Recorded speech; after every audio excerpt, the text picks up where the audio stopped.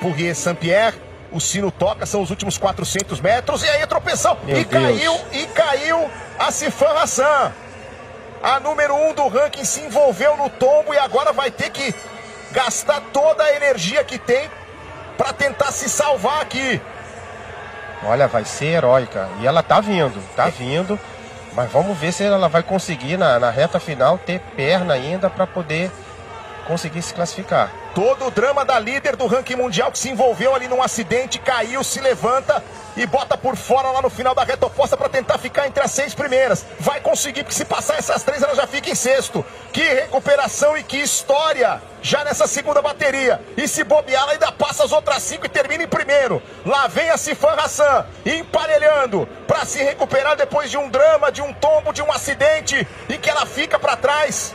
Mas consegue a recuperação para mostrar porque é uma das favoritas a medalha de ouro nessa prova. Ainda vence a sua bateria, mas com um drama que ela não contava.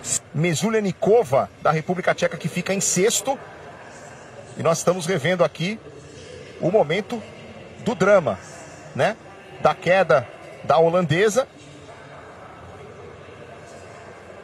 E depois 400 metros avassaladores.